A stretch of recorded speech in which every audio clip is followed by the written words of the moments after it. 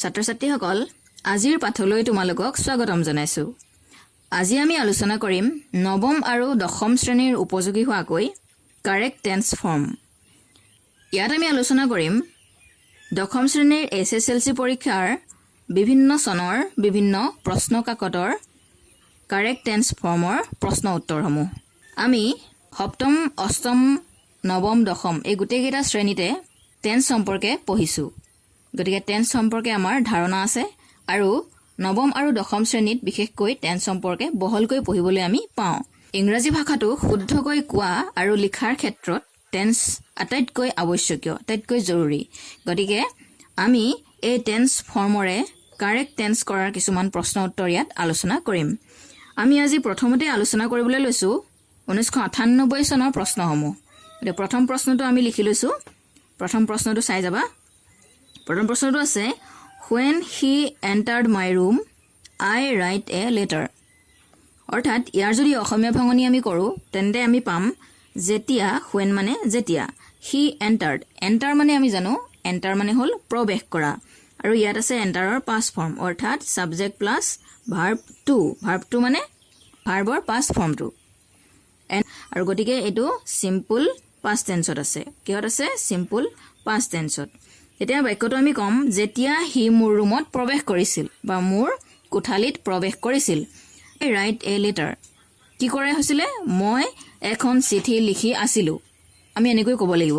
গোটেই বাক্যটো অসমীয়াত ভাঙিলে আমি ক'ব লাগিব যে যেতিয়া সি মোৰ ৰুমত সোমাইছিল মই এখন চিঠি লিখি আছিলো। আমি এইখিনিতো জানো, গতিকে মই এখন চিঠি লিখি আছিলো।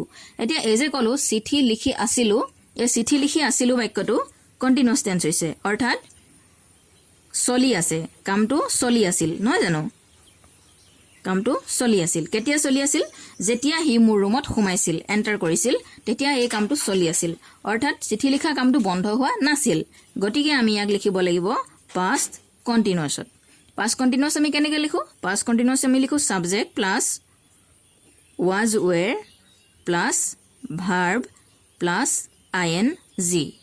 হ'ব, এতিয়া আমি বাক্যটো লিখি চাওঁ। When he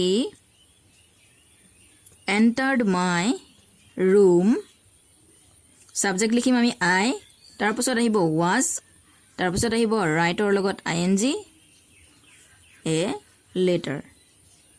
গতিকে সম্পূৰ্ণ বাক্যটো হ'ব When he entered my room, I was writing a letter।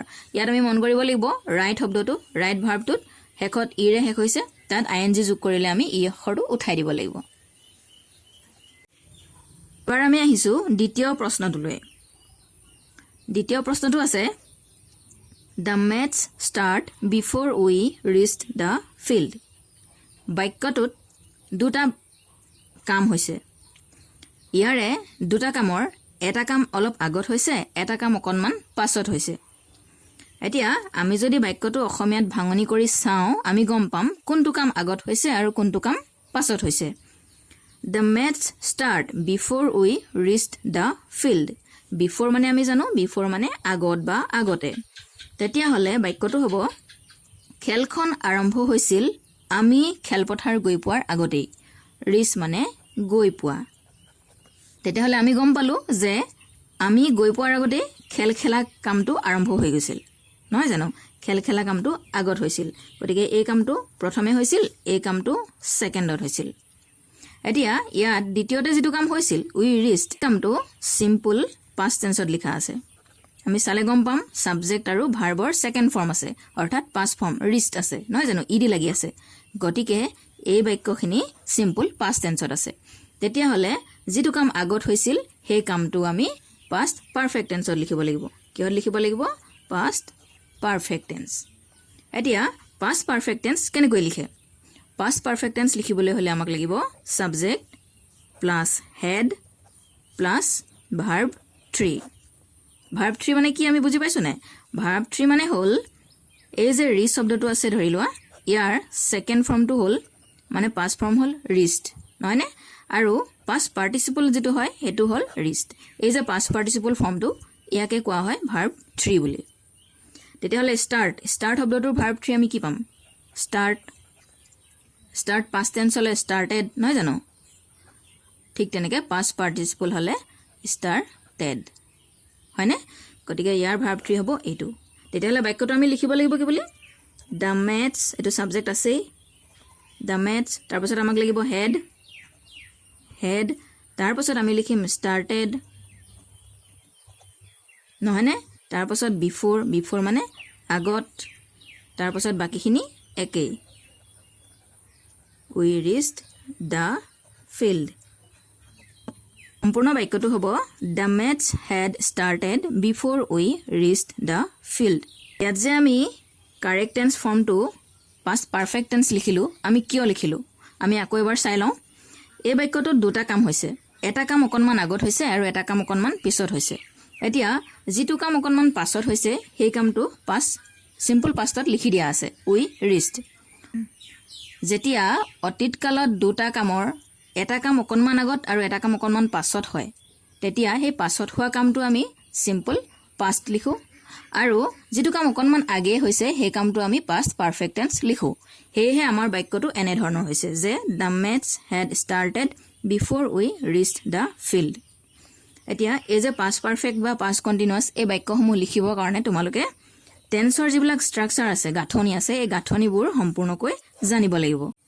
এইবাৰ আমি চাইছো তাৰ পাছৰ প্ৰশ্নটো আছে it is time you go home এতিয়া ইয়াত আমি দেখিছো it is time এই যে it is time এই বাক্যাংশ আছে এই বাক্যাংশই বুজায় এতিয়া সময় হল এই বাক্যাংশৰ লগত কাৰেক্ট টেন্স কৰাৰ নিয়মটো হল যে ইয়াৰ লগত যি ভাৰ্ব থাকে সেই ভাৰ্বৰ সেকেন্ড ফৰ্ম লিখিব লাগে অৰ্থাৎ পাঁচ ফৰ্মটো লিখিব লাগে আৰু it is time ৰ লগত যেতিয়া আমি পাঁচ ফৰ্ম লিখো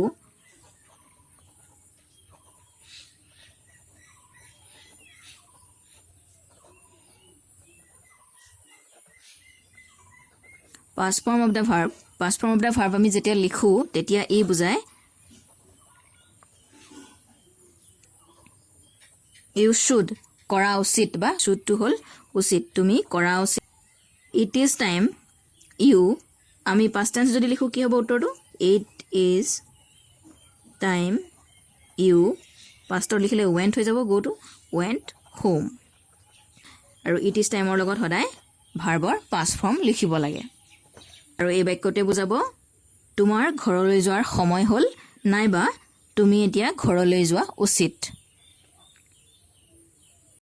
এইবাৰ আমি আহিছো SSLC 1999 ৰ কাৰেক্ট টেন্স ফৰ্মৰ প্ৰশ্নকেইটালৈ প্ৰথম প্ৰশ্নটো আছে we shall wait here until he come back ব্ৰেকেটত আছে come এতিয়া ইয়াৰ অৰ্থটো আমি ভাঙনি কৰিলে পাম আমি ইয়াতে অপেক্ষা কৰিম হি ঘূৰি অহালৈকে অৰ্থাৎ ইয়াত দুটা কামৰ কথা বুজাইছে এটা হল আমি অপেক্ষা কৰা কামটো ওয়েট কৰা কামটো আৰু আনটো হল হি ঘূৰি অহা কামটো নহয় জানো হি ঘূৰি অহা কামটো ইয়াত দুটা কাম হ'ব আৰু ইয়াত এটা শব্দ আছে লৈকে ঘূৰি অহা লৈকে আনটিল মানে লৈকে এতিয়া আমি চাওঁ ইয়াৰে এটা কাম লিখি দিছে আমাক ফিউচাৰ টেন্সত নহয়নে we shall wait subject plus shall will আৰু ভাৰ্ব যদি লিখে ভাৰ্বৰ প্ৰেজেন্ট ফৰ্ম যদি লিখে তেতিয়া হলে ই ফিউচাৰ টেন্স হয় কি টেন্স হয় ফিউচাৰ টেন্স হেতু আমি জানো তেতিয়া হলে ই ফিউচাৰ টেন্সত আছে we shall wait নহয় জানো সাবজেক্ট shall আৰু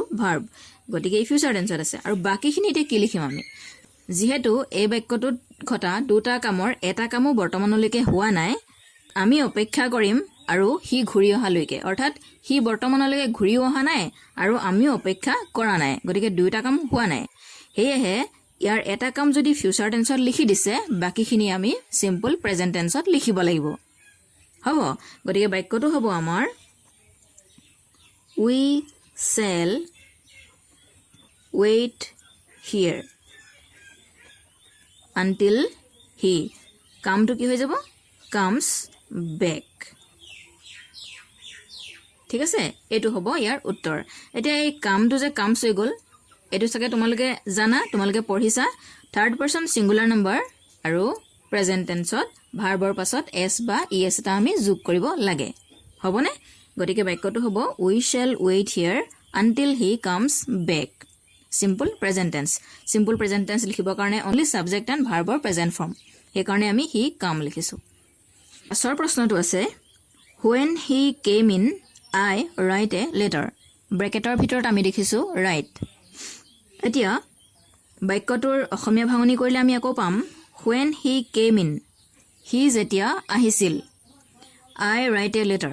মই এখন চিঠি লিখি আছিলোঁ. নহয় জানো? ইয়াত when আছে, ভাৰ্বৰ past form আছে, অৰ্থাৎ ই simple past. আমি এনেকুৱা এটা আগেও কৰিছিলোঁ, এইটো হ'ল simple past. অৰ্থাৎ যেতিয়া সি আহিছিল. এতিয়া যেতিয়া সি আহিছিল তেতিয়া হয়তো কিবা এটা কাম চলি থাকিবই লাগিব, নহয় জানো? সি অহাৰ সময়ত কিবা এটা কাম চলি আছিল. কি কাম চলি আছিল? কামটো চলি আছিল যে মই চিঠি লিখা কামটো, নহয়নে? মই চিঠি লিখা কামটো চলি আছিল. গতিকে past tenseত যেতিয়া কিবা এটা কাম simple past tenseত হৈ থাকিব আৰু তেতিয়া অন্য এটা কাম যেতিয়া চলি থাকিব, সেই কামটো আমি লিখিম কিহত? past continuous. আমি অলপ আগে এনেকুৱা এটা কৰি গৈছোঁ, past continuous tenseত লিখিম. এতিয়া আমি তেতিয়াহ'লে বাক্যটো লিখি চাওঁ. When he came in. আমি past continuous কেনেকৈ লিখিছিলোঁ? I was writing a letter. গতিকে ইয়াৰ উত্তৰটো হ'ব when he came in, I was writing a letter. সি যেতিয়া আহিছিল মই এখন চিঠি লিখি আছিলোঁ.